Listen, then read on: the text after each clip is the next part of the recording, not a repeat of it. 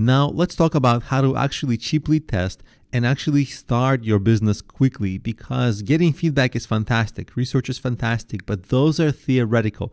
They have limits in what they can achieve because some answers you only get in real life, real world. Plus, it's really easy to falsely think that an idea is good after getting feedback, because a lot of people will kind of say, oh, it's nice, it's pretty good.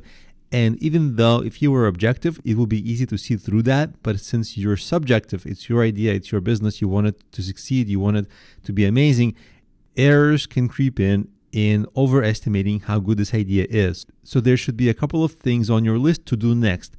One thing to do next is to prove yourself to yourself as an entrepreneur. What do I mean by that? Sometimes we imagine ourselves in the future doing amazing things, but it's easy to imagine. A really good example of that is when I go shopping for groceries and I look at the vegetables and I look at the dessert. The me that's imagining is thinking, oh, I'm going to eat vegetables, I'm going to eat super healthy. And then, the first thing I go and eat is like dessert when I get home.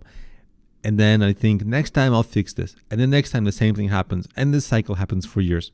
So you see, the imagination is theoretical, but then you have to prove yourself to yourself. And a lot of entrepreneurs, they have a hard time being very accurate in this, again, because they want the business to do well. They're subjective. But a part of proving yourself to yourself is starting early. And even if you don't do well early as an entrepreneur, this actually gives you a chance to improve yourself as an entrepreneur if you start early. You want to test a small version of your idea in the real world. There's a very common saying, fail fast. It means that it's better to try and learn rapidly and then try and try and try and try. A lot of little failures will actually identify what does work by trying. See, this is all non-theory. This is all trying. And cheap failure is much better than sitting on the sidelines. So how do you try cheaply? Let's go over some different businesses and see what you can do in each kind. The hardest one is brick and mortar businesses, like a restaurant, a gym. Sure, I can say a smaller version of a restaurant is a food truck, but that's not so satisfying if you want to start a restaurant. And the challenge in that kind of a business is because it's so expensive to start, you really only get one shot. And because you only get one shot, you really need to learn the business of that business before getting into that business. And the way to do it is to get into management in that industry. So like if you want to start your own restaurant, try to become a manager of a restaurant before that. I know it's a lot of work, but that's how you make yourself strong in that industry before taking that big leap.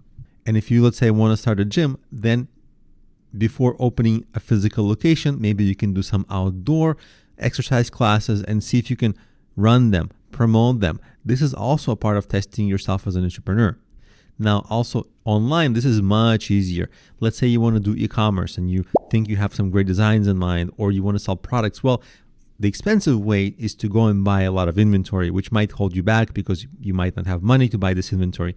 But today, there are so many options like print on demand, where you can outsource the printing, or you can sell affiliate products which don't require you to create products or have inventory, so you can just sell. This is basically getting into the game like today or this week. Sure, you might struggle, but you'll have next level things you're learning. If you have an online idea, create a website and just go. And you can create a small website and build up incrementally, but then again, same story, you're not sitting on the sidelines. Let's say you want to create video or content. Yes, sure, you can get a lot of equipment that's expensive, but at the same time, you can start cheaply filming from your phone or your laptop. It's not ideal maybe, but you can start now. You want to create content, take photos, start writing. This is a business you should start today or yesterday, right? Just to take it out of theory, because sometimes if the idea is so simple that you can start it early and test it early by doing, getting a lot of feedback actually becomes detrimental, because you would have learned more about it and would have gained a better understanding of that business by just doing. Because the cost of a lot of the business ideas online are just a couple of $100 or even less than that, depending on what you can do yourself. And let's say you don't even want to make a website, that's also possible. Think of all the marketplaces. Like you want to sell, Amazon, eBay, Etsy. You want to create content? YouTube, podcasting, Udemy.